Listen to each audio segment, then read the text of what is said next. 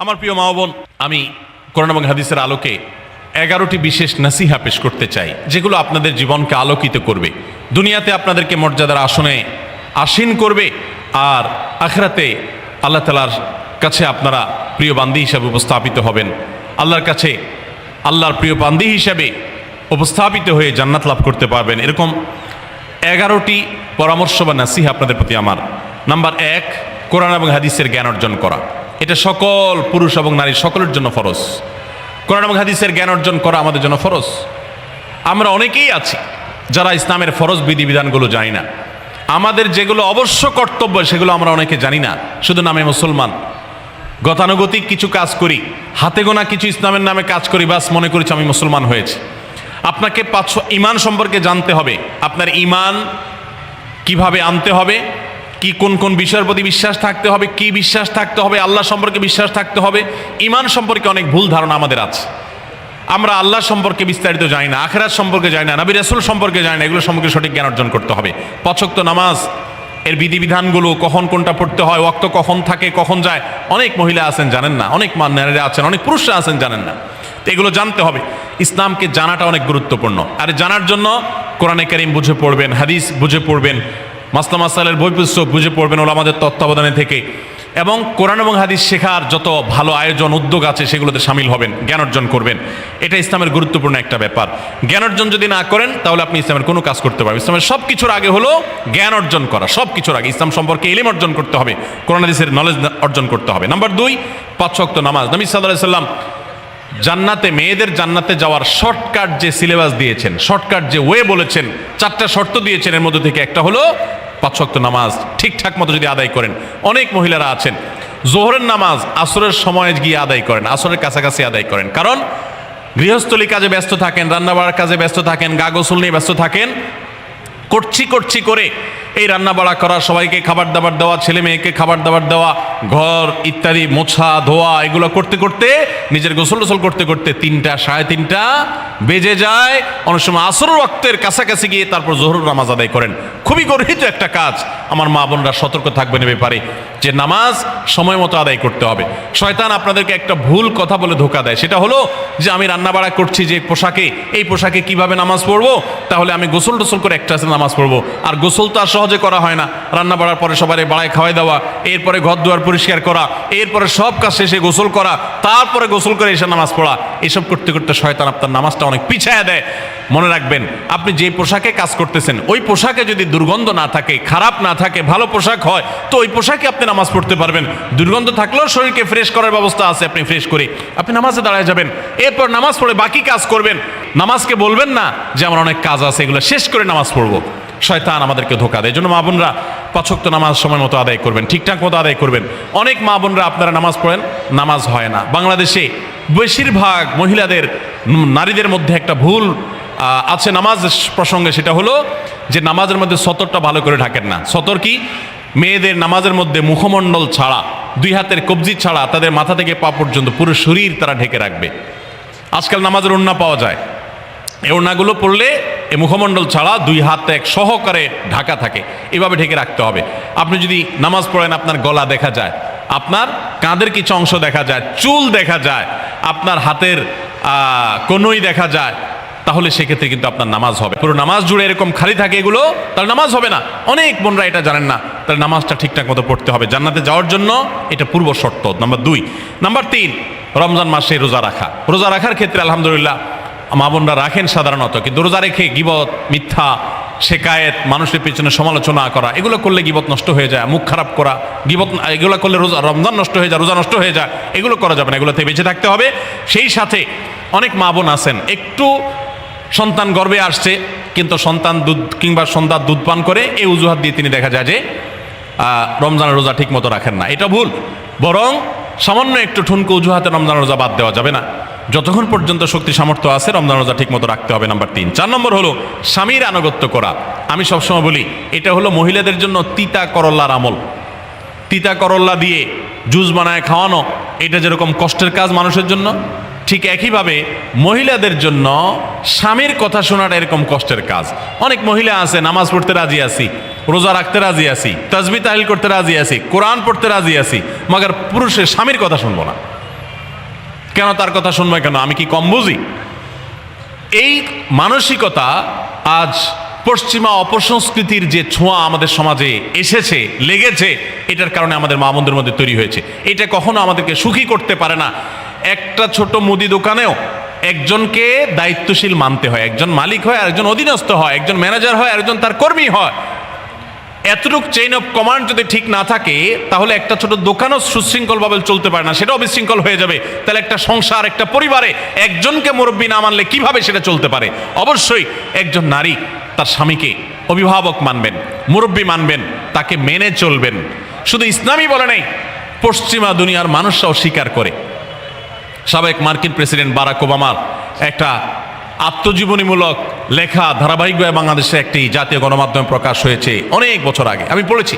সেখানে তিনি পরিষ্কার করে বলেছেন যে আমার দাদি নানিরা পারিবারিক জীবনে যতটা সুখী ছিল, এখন আমাদের স্ত্রী, আমাদের মেয়েরা ততটা সুখী না। অথচ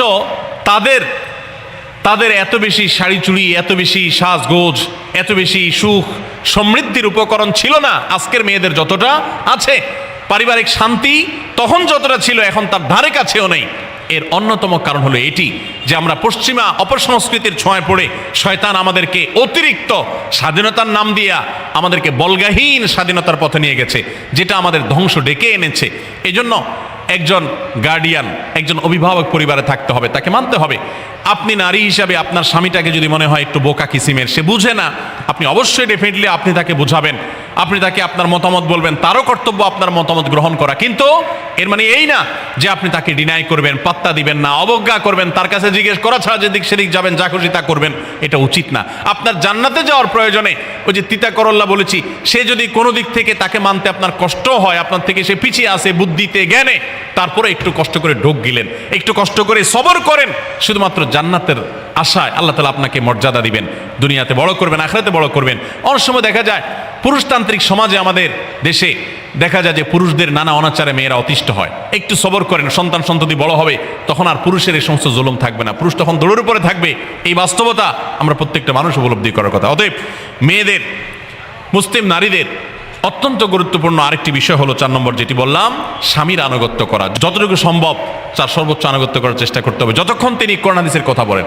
স্বামী যদি কোনো অন্যায় কথা করতে বলেন, তাহলে তখন আর তার কোনো কথা শোনা যাবে না। নাম্বার 5, একজন মুসলিম নারীর জন্য তার ইজ্জতের হেফাজত অত্যন্ত গুরুত্বপূর্ণ ব্যাপার। এমন একটা সমাজে আমরা বসবাস করতেছি, পাঠ্য বইয়ে শিক্ষার নামে আমাদের সন্তানদের চরিত্র নষ্ট করে দেওয়া হচ্ছে।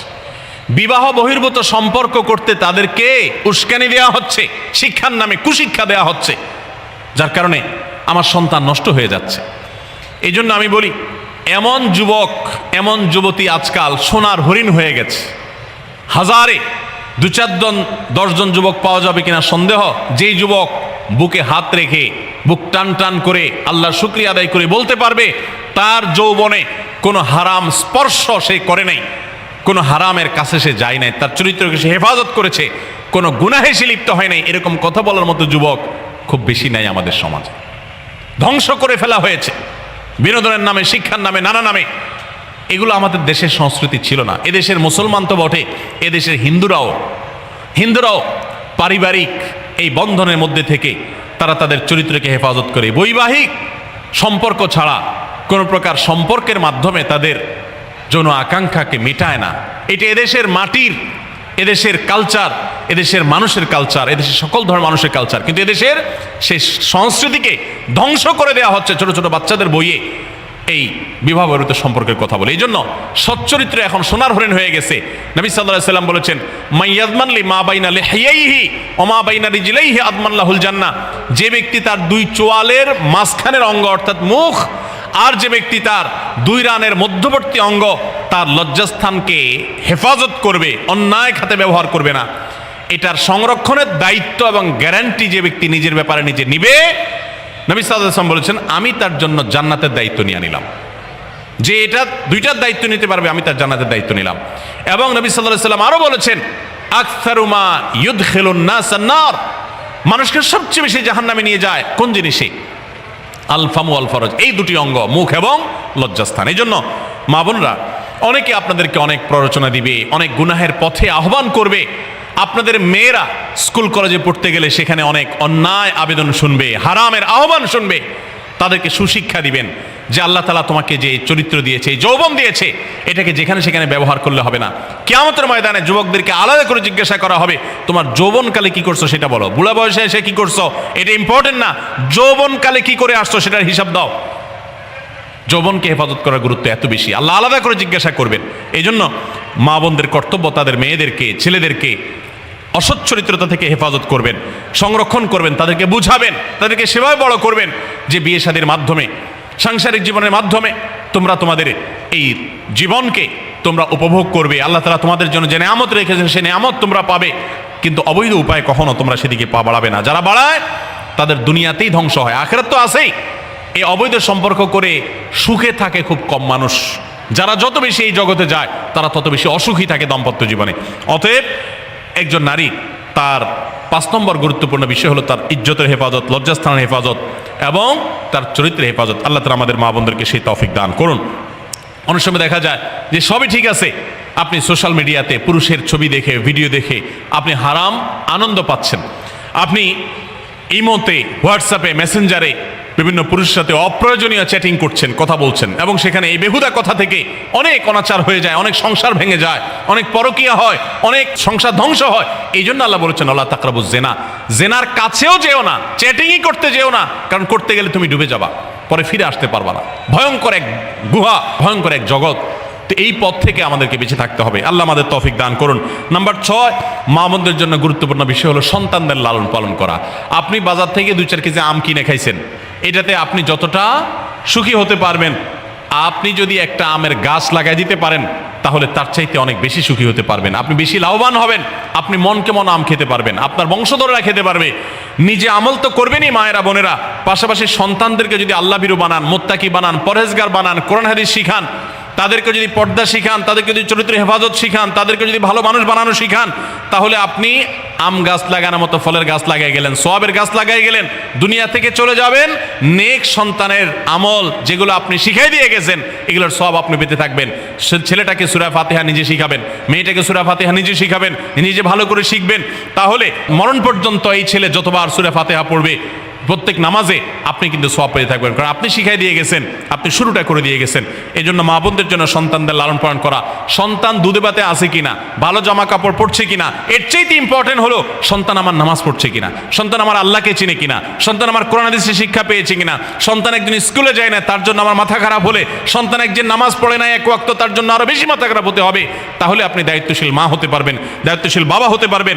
মনে রাখবেন নবী সাল্লাল্লাহু আলাইহি ওয়াসাল্লাম বলেছেন, প্রত্যেকটা শিশু জন্মগ্রহণ করে ভালো মানুষ হয়ে, কেউ জন্মগতভাবে খারাপ হয় না, ডাকাত হয়ে জন্মায় না, তবে তার মা বাপ তাকে নষ্ট করে, কারণ মা বাপ তাকে ঠিক মতো লালন পালন না করে, ভালো পরিবেশ দেয় না, খারাপ ছেলেফেলের সাথে মিশে, তখন সে নষ্ট হয়। এই জন্য আপনার দায়িত্ব সন্তান কার সাথে মিশছে, কোথায় যাচ্ছে, কি করতেছে, মোবাইলে কি দেখছে, সন্তানকে সময় দেন, মোবাইল টিপাটিপি বন্ধ করেন, তাদেরকে নিয়ে বসেন, তাদেরকে কথা শোনান, কোরআন হাদিস পাঠ করে শোনান, তাদেরকে ভালো পরিবেশ দেন, ভালো ফ্যামিলির, দিনদার ফ্যামিলির বাচ্চাদের সাথে তাদেরকে মিশান। ইনশাআল্লাহ আপনি আল্লাহর কাছে এর জন্য উত্তম বিনিময় পাবেন, সওয়াব পাবেন। নাম্বার 7, মা বোনরা বিশেষ করে আপনাদের জন্য গুরুত্বপূর্ণ হলো কৃতজ্ঞতা আদায় করবেন। পুরুষদের জন্য গুরুত্বপূর্ণ, কিন্তু মা বোনদের জন্য বিশেষ গুরুত্বপূর্ণ এই জন্য যে নবী সাল্লাল্লাহু আলাইহি ওয়াসাল্লাম বলেছেন, তিনি জাহান্নামে নারীদেরকে যে দেখেছেন, তাকে যে দেখানো হয়েছে মেরাজে, যে প্রচুর সংখ্যক নারীরা জাহান্নামে, এর অন্যতম একটা কারণ ছিল নেয়ামতের নাশকরি করা। পুরুষদের মধ্যেও নাশকরির কারণে বহু পুরুষ জাহান্নামে যাবে। মা বোনরা স্বামী এবং নিজের জগতে যতটুকু আল্লাহ তাআলা দিয়েছেন এতটুকুর উপর শুকর আদায় করবেন। আপনার স্বামী মানুষটা হয়তো মুখটা খারাপ, কিন্তু তার শরীরটা ভালো আছে, সে আপনাকে উপার্জন করে এনে খাওয়ায়। অনেক মহিলা আছে তার স্বামী হয়তো অ্যাক্সিডেন্ট করে পঙ্গু হয়ে গেছে, সে হয়তো বিছানা শুয়ে বাকি জীবন কাটিয়েছে, তার কষ্টের কোনো শেষ নেই। আপনার স্বামী হয়তো বা তার কোনো দিক থেকে দুর্বলতা আছে, আবার বহু দিক থেকে তার ভালো গুণ আছে। একই কথা পুরুষদের জন্য ইসলাম নির্দেশ করেছে যে তার স্ত্রীর একটা গুণ খারাপ দেখে যদি তার কষ্ট লাগে, তো সে চিন্তা করলে 10টা গুণ ভালো দেখবে, সেটা দেখে শুকর আদায় করা উচিত। এই শুকরিয়া আদায় করা ছাড়া পুরুষ হোক নারী হোক কে আল্লাহর প্রিয় বান্দা হতে পারবে না। এই জন্য আল্লাহর কাছে শুকরিয়া আদায় করবেন। মায়েরা বিশেষ করে শ্বশুরের বাড়িতে যাওয়ার পর প্রথম অনেক কষ্ট হয়। আমি সবসময় বলি, শ্বশুরবাড়িতে যাওয়ার পর মেয়েরা আমাদের দেশে নানান জুলুম নির্যাতন সহ্য করতে হয়। শাশুড়ি বাঁকা চোখে দেখে, সব শাশুড়ি না, অনেক শাশুড়ি, অনেক সময় ননদরা বাঁকা চোখে দেখে, স্বামী লোকটা জ্বালায় নানাভাবে, দেবররা জ্বালায় নানানভাবে, মানুষ খোঁচাখুচি করে, কষ্ট দেয়। একটু ধৈর্য ধারণ করেন, আল্লাহ তাআলা আপনার সংসারে যখন 2-4টা সন্তান দিবে, এরা যখন বড় হয়ে যাবে, এগুলো সব আপনার বাহিনী হয়ে যাবে, তখন দেখবেন ওই বুড়া আস্তে আস্তে চুপসে গেছে, বুড়ার বড় কোনো গলা নাই, বড় কোনো কথা নাই, কারণ পোলাপান সব মায়ের পক্ষে থাকে, বুড়া সব আস্তে আস্তে সাইজ হয়ে যায়। এই জন্য মা বোনরা সবর করবেন, ধৈর্য ধারণ করবেন, খবরদার ধৈর্য হারা হবেন না, শুকর আদায় করবেন। নাম্বার 8, কখনো মুখ খারাপ করবেন না, গালিগালাজ করবেন না, অভিশাপ দিবেন না। অনেক সময় পোলাপান একটু উল্টাপাল্টা করলে তাদেরকে অনেক মা অভিশাপ দিয়ে দেন, গজব ঠাডা দিয়ে দেন, বদদোয়া করেন, মুখ দিয়ে খারাপ কথা বলে ফেলেন। এগুলো খুব খারাপ জিনিস। নবী সাল্লাল্লাহু আলাইহি ওয়াসাল্লাম বলেছেন, যদি কাউকে গজব ঠাডা দেওয়া হয় তো এটার উপযুক্ত না হলে যে দেয় তার উপরে এসে পড়ে, এরকম ভয়াবহ একটা বিষয়। এই জন্য কোন অবস্থাতে এগুলো যেন না হয়। এবং মেয়েদের জাহান্নামে যাওয়ার বেশি জাহান্নামে যাওয়ার অন্যতম একটা কারণ এটাও যে তাদের মধ্যে, অনেকের মধ্যে, আমি সবার কথা বলছি না, যে এই ধরনের গালিগালাজ করা, অভিশাপ দেওয়ার বৎস্বভাব আছে। এই বৎস্বভাব বহু পুরুষের মধ্যেও আছে, সবাইকে ছাড়তে হবে। নাম্বার 9, আত্মীয়তার বন্ধন রক্ষা করার পরে দায়িত্বশীল হতে হবে। স্বামীকে স্বামীর ভাই বোনের সাথে সম্পর্ক ভালো রাখতে কখনো বাধা দিবেন না। অনেক মহিলা আছে বোকার মতো কাজ করে। স্বামী যদি স্বামীর ভাইকে টাকা পয়সা দেয় সে অপছন্দ করে, স্বামী যদি স্বামীর বোনকে টাকা পয়সা দেয় সে এটাকে পছন্দ করে না, মা বাবার খোঁজ খবর বেশি নিলে তার কাছে ভালো লাগে না। এই মহিলা হলো নির্বোধ। কেন নির্বোধ? কারণ নবী সাল্লাল্লাহু আলাইহি ওয়াসাল্লাম বলেছেন যে মান সাররাহু আন ইউবসাতা লাহু ফি রিজকিহি আও ইউনসালাহু ফি আথারি ফালিয়াসিল রাহিমা, যে ব্যক্তি চায় তার রিজিকে আল্লাহ বরকত দেখ, তার হায়াতে বরকত দেখ, সে যেন রক্ত সম্পর্কে আত্মীয়দের সাথে সম্পর্ক বেশি ভালো রাখে। তাহলে আপনার স্বামীর রিজিক বেশি হোক, টাকা পয়সা বেশি হোক, তার হায়াতে বরকত হোক, এটা যদি আপনি চান তাহলে আপনি বরং তারা উৎসাহিত করা উচিত, তোমার ভাইটার খবর নাও, তোমার বোনটার বাড়িতে যাও, তোমার মা বাপের খেদমত করো, তাদের সাথে যত সম্পৃক্ত থাকবে আপনার স্বামীতে আল্লাহ তাআলা তত বরকত দান করবেন। এই জন্য তাকে সেটা করবেন। আবার পুরুষদেরও উচিত মেয়েদেরকে সুযোগ দেওয়া, তারা তাদের মেয়েরও তো কর্তব্য আছে তার বাপ মার প্রতি, বাপ মার খেদমত করবে, বাপ মার জন্য হাদিয়া তোফা দিবে। অনেক পুরুষরা আছে মেয়েদের পাওনা অধিকারই দেয় না, হাদিয়া তোফা কোত্থেকে দিবে, তাদের মহরটাই দেয় না, তাদের হাত খরচ দেয় না, আলাদা কিছু হাত খরচ দেওয়া উচিত, যে তার মতো সে খরচ করবে, তার মা বাপের জন্য খরচ করবে। এগুলোর বিনিময়ে আমরা আল্লাহর কাছে জান্নাত পাবো। অতএব এই আত্মীয়তার সম্পর্ক রক্ষা করা গুরুত্বপূর্ণ। নাম্বার 10, সাদাকা করবেন। সাদাকা জাহান্নাম থেকে মুক্তির কারণ। নবী সাল্লাল্লাহু আলাইহি ওয়াসাল্লাম জাহান্নামের পরে সতর্ক করেছেন আপনাদেরকে, আমাদের সবাইকে। অতএব সাদাকা দিলে জাহান্নাম থেকে মুক্তির একটা পথ আমরা পাই, সুগম হয়। এবং নবী সাল্লাল্লাহু আলাইহি ওয়াসাল্লামের সময় মহিলা সাহাবীরা তাদের গহনা খুলে আল্লাহর রাস্তায় দান করতেন। এজন্য মসজিদ, মাদ্রাসা, বিভিন্ন গুরুত্বপূর্ণ যে দানের খাতগুলো আছে সেগুলোতে বেশি বেশি দান করবেন, বেশি বেশি আল্লাহর রাস্তায় ব্যয় করবেন, যতটুকু তৌফিক আছে ততটুকু। এখন মহিলারা দান করবে কোত্থেকে? পুরুষরা মহরের টাকাই পরিশোধ করে না, বেচারে দান করবে কোত্থেকে? এই জন্য পুরুষরা দায়ী হবে, এবং মহিলারাও তাদের মহরের টাকা যেন অনাদায় না থাকে, তারা যেভাবে চেষ্টা করলে হয় সেভাবে চেষ্টা করবেন, এবং তাদের হাত খরচ আলাদা দেওয়া উচিত, এবং তারা পর্দার মধ্যে থেকে তাদের মতো উপার্জনও করতে পারেন, সেটাও শরীয়ত তাদের জন্য সুযোগ রেখেছে। যেভাবে হোক তারাও সাদাকার চেষ্টা করবেন।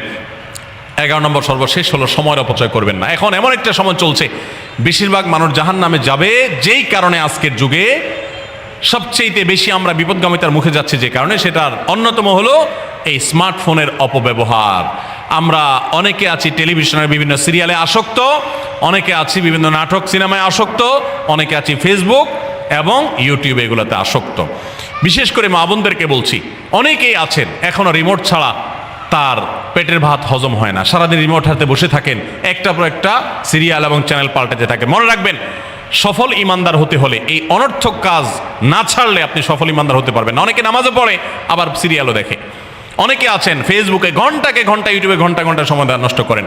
এর জন্য আল্লাহর কাছে জবাবদিহি করতে হবে। কিয়ামতের ময়দানে আল্লাহ তাআলা কয়েকটা প্রশ্ন উত্তর দেওয়া ছাড়া একজন মানুষকেও নড়তে দিবেন না। এর ভিতরে একটা হলো যে তোমার সারা জীবনে কি অর্জন করেছো। সময়ের অপচয় করা যাবে না। সময় হলো জীবনের সবচেয়ে মূল্যবান সম্পদ। অতএব আল্লাহ তাআলা আমাদের সবাইকে জীবনের এই অমূল্য সম্পদ সময়কে সংরক্ষণ করার তৌফিক দান করুন। মা বোনরা, আপনাদেরকে আমি আল্লাহর ওয়াস্তে উপদেশ করতেছি, যারা বদভ্যাস আছে ফেসবুক ইউটিউবে ঘন্টা ঘন্টা পড়ে থাকার, প্রয়োজনে এগুলো সব ডিলিট করে দেন মোবাইল থেকে। প্রয়োজনে আপনি এই মোবাইল বিক্রি করে বাটন ফোনে চলে যান। নিজের বদভ্যাসকে নিয়ন্ত্রণ করতে না পারলে প্রথমে চেষ্টা করেন, এরপর না পারলে প্রয়োজনে বাদ দিয়ে দেন। আল্লাহর জন্য যদি ত্যাগটা করেন, কিয়ামতের ময়দানে বলতে পারেন, আল্লাহ গুনাহ থেকে বাঁচার জন্য, তোমাকে খুশি করার জন্য আমি স্মার্টফোন পর্যন্ত রাখি নাই, বাটন ফোনে চলে গেছি। আল্লাহ তাআলা খুশি হবেন ইনশাআল্লাহ বিইذنিল্লাহ।